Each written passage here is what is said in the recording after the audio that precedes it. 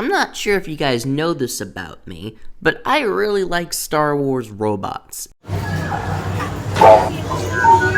And one thing I especially like is the newer era of Star Wars robots. One thing I will always commend Disney Star Wars for is that they will always try something new with their droids. For better and for worse, all of them are unique. The first droid Disney made was Chopper, who was marketed as the new cute sidekick in Rebels, but what was subversive about him was that he was just kind of an asshole and very catty. That's funny, I like that. But later on in the Ahsoka show, he's oddly protective of Jason. In the background, there's this cute little gag of him watching over Hera's son, and it just shows how he's somewhat matured over the years. I also like how all the humanoid characters like K2SO and Hu Yang are far more independent and serve to play off of other characters. They're expressive and less about being sidekicks and more so about just being their own characters. There are a lot of explosions for two people blending in. Freeze! Right there! These two in particular are fan favorites, and who knew all you had to do was give characters some character traits to make them loved. I honestly prefer the humanoid robots over the babies, and yes, I'm calling these types of Star Wars droids babies for simplicity's sake.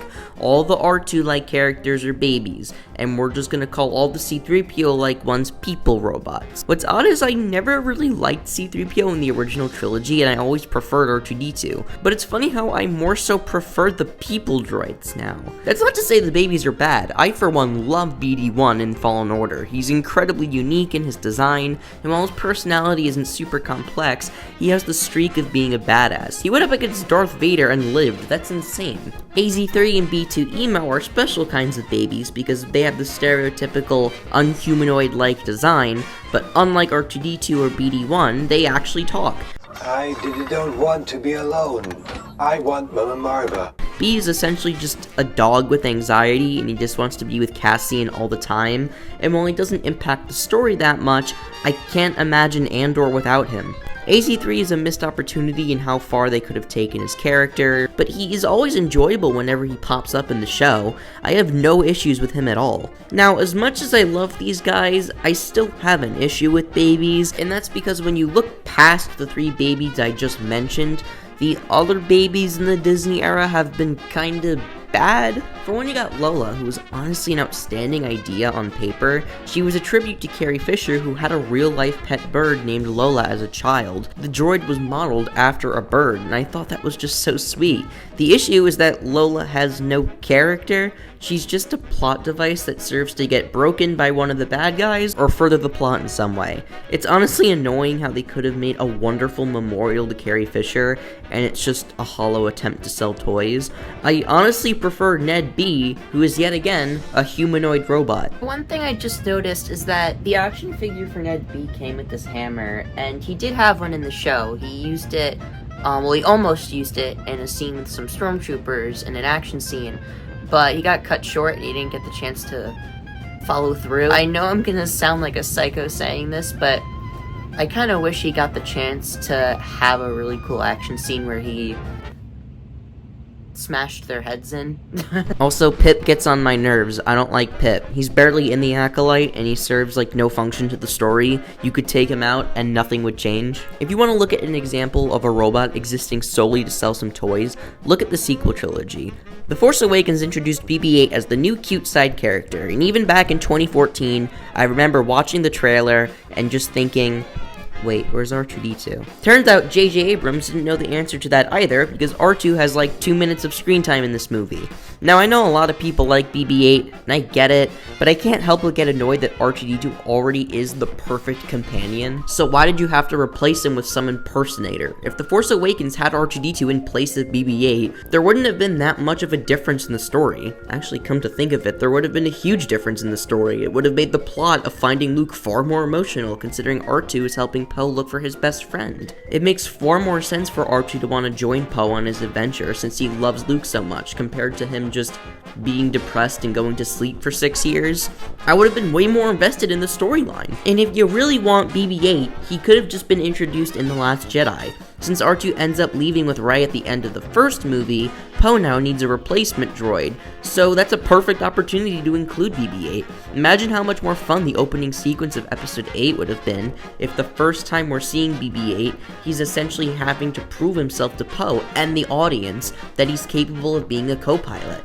And I could almost forgive them for BB-8 if they didn't do it again in the third movie. I remember when Rise of Skywalker was coming out and J.J. Abrams described it as the team no longer being separated like they were in the previous two films, and it was all of them coming together and going on one last adventure. So maybe R2 will finally come along. No, not only is R2 the only character left behind, along with Rose, but that's a different issue, they feel the need to introduce another goddamn robot into the story. And while I know people like BB-8, I feel perfectly safe knowing that this little shit has no fans to defend. Gio serves no purpose in this story, aside from a few funny lines, but why you would decide to shaft one of the most iconic and important characters in the final Star Wars movie, especially when you're going to kill off his best friend and not have him be there for it, is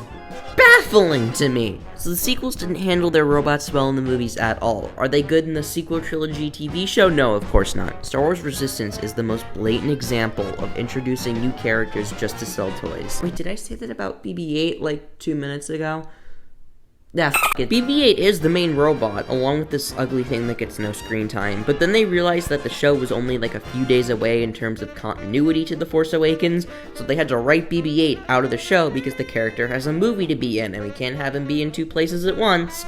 Well, that was a waste. Maybe that garbage can robot can finally develop. They introduced another goddamn robot! So yeah, these 2 robots have nothing to do in the story. I forget their names, and I refuse to look them up. I remember watching season 2, and the trash can just like disappeared halfway through the season, and I thought he died, but apparently he was just off screen the whole time.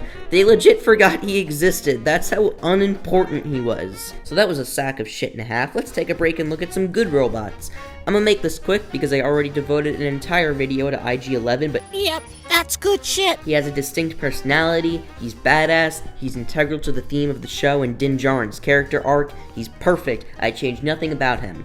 But Mando also introduced another character in Season 3. R5-D4 is mostly a continuation of Din's arc of learning to like droids.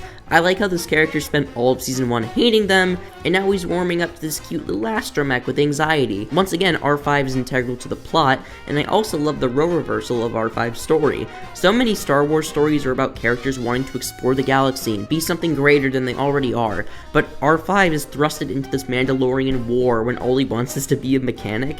He ends up getting his own mini-arc of learning to stand up for himself and helping the Mandalorians defeat the Empire. This is the episode that made people like R5, but I need him to know I was rooting for him the whole time. This episode didn't really have a point, I just wanted to give a retrospective on Star Wars robots and which ones I loved and which ones didn't work for me, but I think the ones I genuinely prefer are the robots that resemble humans. I just think those are the ones I relegate toward mostly. The next upcoming robot is a commando droid named ND5, and he looks like a pretty neat, well-rounded, very strong character. I don't like BB-8.